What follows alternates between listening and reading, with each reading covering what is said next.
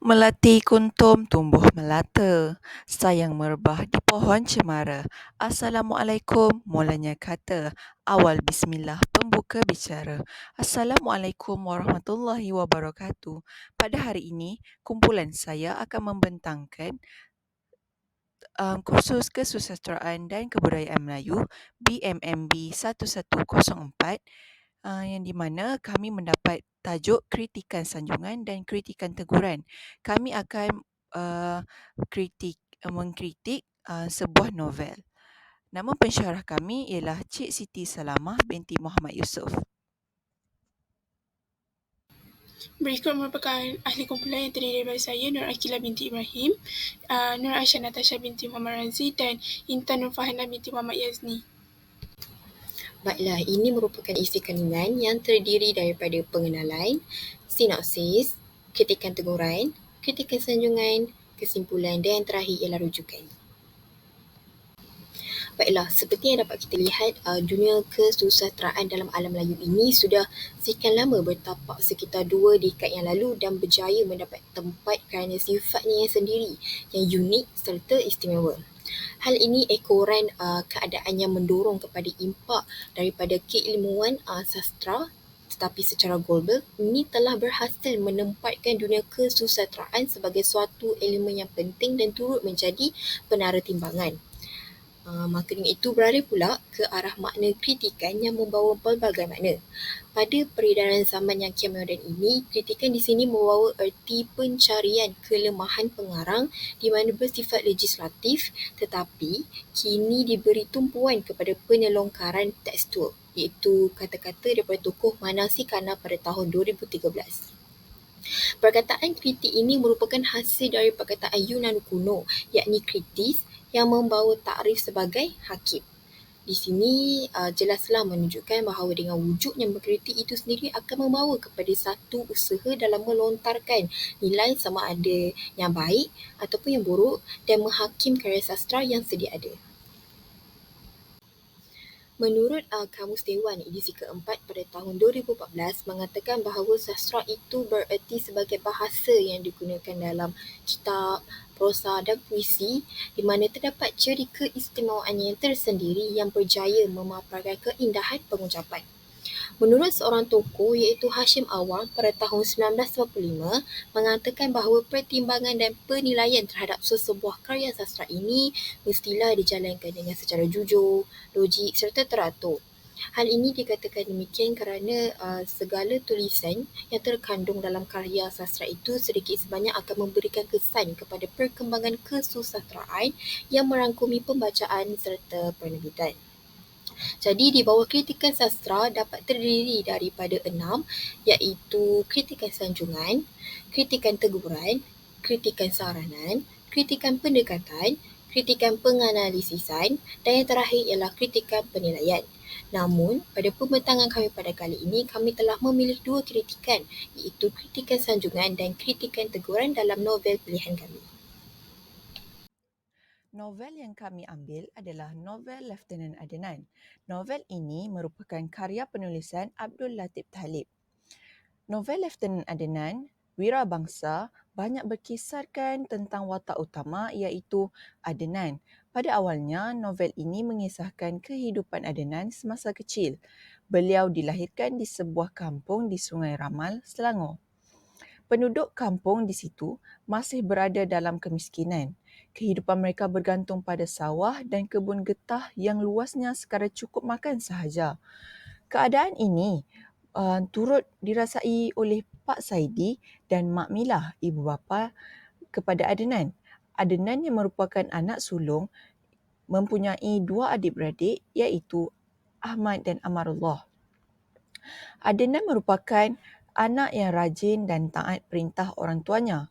Pada usia 10 tahun, beliau pergi ke kebun getah untuk membantu orang tuanya. Pak Saidi yang berketurunan pahlawan sengaja merahsiakan kerana khawatir diburu oleh pihak Inggeris Jawa dan semangat patriotik.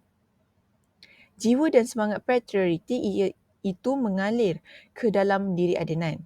Pak Saidi sentiasa mementingkan sejarah tanah air dan pentingnya orang Melayu mengubah kehidupan di negara sendiri. Penjajah telah mengambil kekayaan negara dan menjadikan kaum peribuminya miskin. Pak Saidi tidak mahu anak-anaknya mewarisi pekerjaannya. Beliau berazam tinggi terhadap masa depan anak-anaknya. Sejak kecil, Pak Saidi tidak mengabaikan tanggungjawab memberikan didikan terbaik untuk anak-anaknya. Beliau sedar bahawa dengan ilmu pengetahuan, sahaja negara akan dapat dibangunkan. Pihak penjajah sememangnya tidak suka mendapatkan ilmu pengetahuan di sekolah aliran Inggeris. Tindakan Pak Saidi itu mendapat tantangan orang kampung yang khawatir anak-anaknya akan diresapi pengaruh agama Kristian dan menjadi murtad. Adnan bersekolah di sebuah sekolah aliran Inggeris dan terkenal sebagai seorang pelajar rajin dan pintar. Sikapnya disenangi oleh rakan-rakan dan juga guru sekolah. Adnan menyatakan dia bercita-cita untuk menjadi seorang askar. Setelah tamat persekolahan, dia diterima untuk menjadi guru pelatih di Sekolah Melayu Sungai Ramal. Namun begitu, bidang perguruan bukanlah minatnya. Adnan telah terpilih untuk menjadi askar dalam temuduga yang diadakan di Port Dickson. Adnan kemudian telah berkahwin dengan Sofia. Beliau membawa isteri dan anak-anaknya ke Singapura. Adnan terpaksa menghantar anak-anak dan isterinya pulang setelah mendengar berita Jepun akan menyerang Singapura.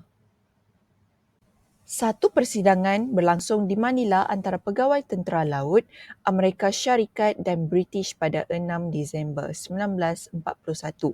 Laporan risikan menyatakan bahawa Angkatan Laut Jepun telah berlayar menuju ke Asia. Risikan juga mendapati sekurang-kurangnya 25 buah kapal pembinasa sedang menuju ke Laut Cina Selatan. Perkara ini jelas merupakan isyarat bahawa Jepun akan terlibat dalam peperangan dunia kedua. Batalion kedua Askar Melayu telah ditempatkan di Kelantan bagi menentang pendaratan askar Jepun dan berlaku pertempuran di Pantai Cahaya Bulan pada 8 Disember 1941. Hari pertama, askar Jepun mendarat, mereka telah ditentang hebat oleh askar Melayu dan tentera India British. Pada hari kedua pula, kapal perang Jepun telah melepaskan tembakan di sepanjang pantai menyebabkan banyak askar terkorban. Askar Melayu yang ingin terus bertahan sehingga menggagalkan pendaratan askar Jepun. Tetapi pada hari ketiga, askar Melayu diarah berundur maka tentera Jepun berjaya mendarat di Kelantan. Pada mulanya, British begitu yakin akan kekuatan tenteranya untuk menangkis serangan askar Jepun. Sejurus mendapat berita tentera Jepun akan mendarat di Kota Baru, British telah menghantar askarnya berkubu sepanjang pantai. Mereka juga bertindak menghantar 2 buah kapal perang, Prince of Wales dan Repulse untuk mempertahankan tanah Melayu. Malangnya, kedua-dua buah kapal pernah berjaya ditenggelamkan oleh kapal terbang Jepun. Peristiwa itu mengejutkan pihak British dan melemahkan moral dan semangat askarnya. Pihak British juga percaya bahawa kubu pertahanan mereka di Singapura kebal. Namun pada 15 Februari 1942, askar Jepun berjaya menakluki Singapura dan British menyerah kalah kepada Jepun. Dalam pertempuran di Kelantan dan Singapura, askar Melayu menunjukkan keberanian dan semangat keperwiraan yang hebat. Sebanyak 152 orang askar Melayu termasuk 7 orang pegawai Melayu yang dipinjamkan ke Regimen Askar Melayu terkorban.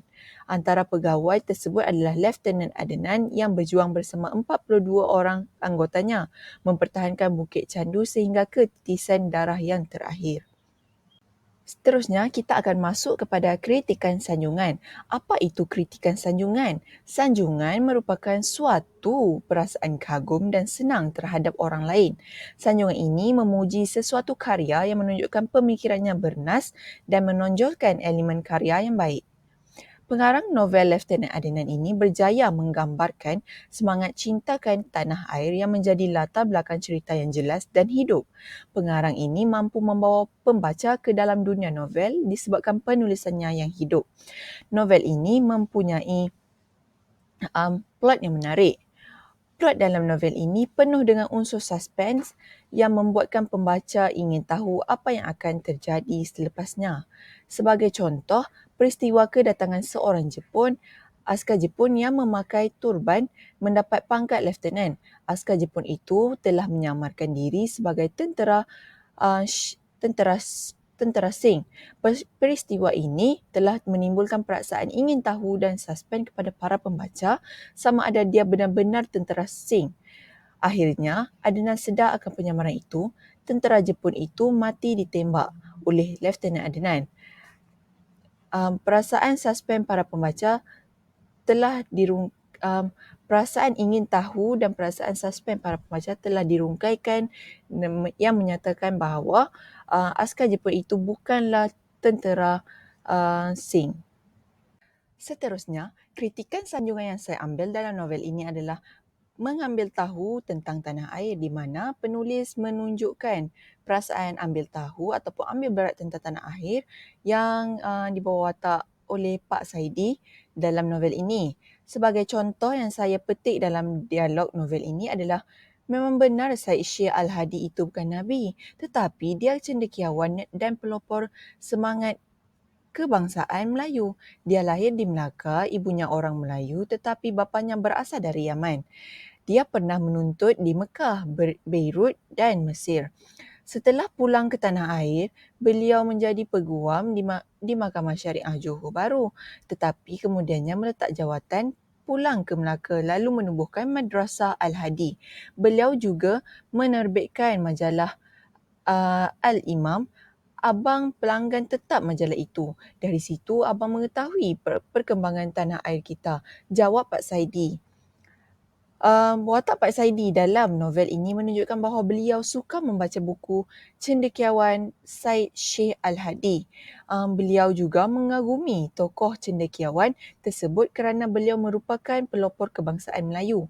Setelah Pak Saidi mengikuti perkembangan Syed Syekh Al-Hadi itu, Pak Saidi terus mengetahui perkembangan tanah airnya. Di sini telah menunjukkan semangat cinta akan tanah air selagi mana individu itu mengambil tahu tentang sejarah tanah air. Di sini boleh menyungkil bakat pembaca ataupun menarik minat pembaca untuk lebih menyukai membaca buku tentang sejarah tanah air.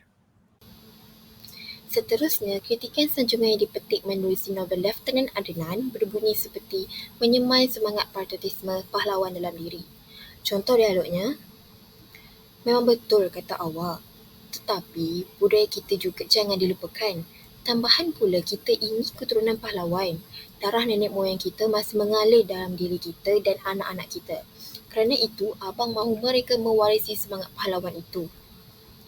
Abang nak anak-anak kita jadi macam Datuk Siaman Gagap, macam Tok Janggut, Datuk Bahaman dan Mak Kilau, Mak Milah seperti menyindir. Mereka itu pahlawan Melayu yang terbilang. Sekiranya anak-anak kita mengikut jejak langkah mereka, apa salahnya? Balas Pak Saidi pula.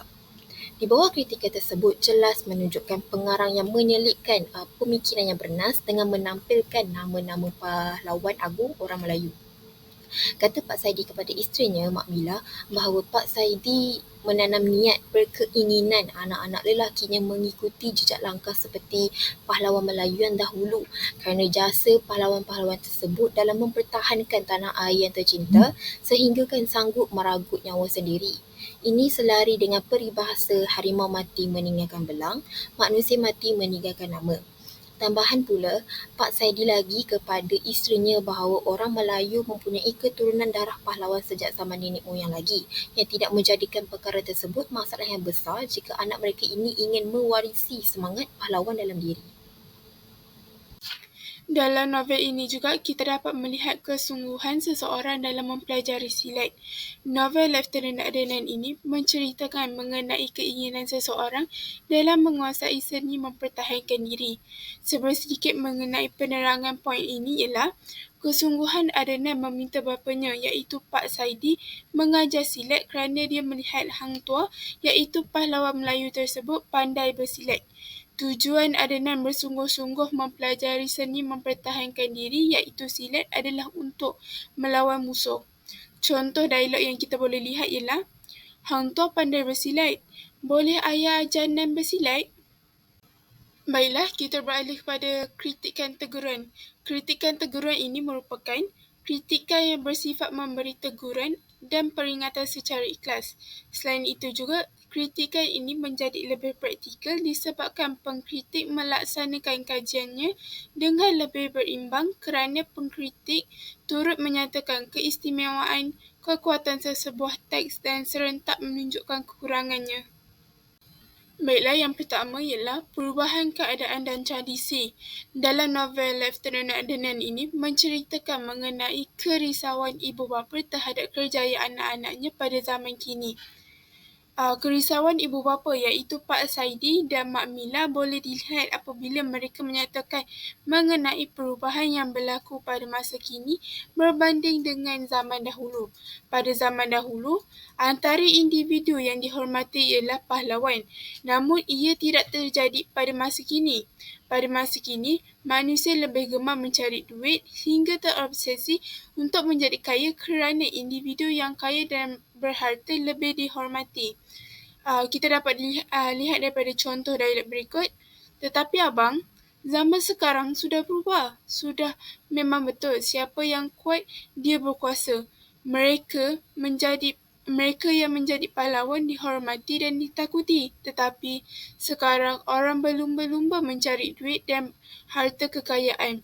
Mereka yang kaya lebih dihormati. Kerana itu, ramai yang suka anak-anak mereka belajar di sekolah orang putih kerana senang dapat kerja, kata Mak Milah pula. Kritikan teguran yang seterusnya pula ialah amalan menghasut mendorong kesan yang negatif. Contoh dialognya ialah, Karim mengambil tempat duduk di sebelah Pak Saidi. Aku dengar si Abu menghasut Tok Ketua supaya mengambil tindakan ke atas kau kerana menghantar anak belajar di sekolah orang putih. Melampau betul si Abu itu, guru tu Karim. Berdasarkan contoh dialog yang dipetik, jelas menampakkan sikap Abu ini cuba untuk menghasut Tok Ketua dalam menjatuhkan hukuman ke atas diri Pak Saidi. Walau bagaimanapun, tindakan Pak Saidi yang menghantar anaknya ke sekolah Inggeris tidak menyalahi undang-undang langsung. Oleh itu, Tok Ketua tidak mengenakan apa-apa tindakan ke atas diri Pak Saidi.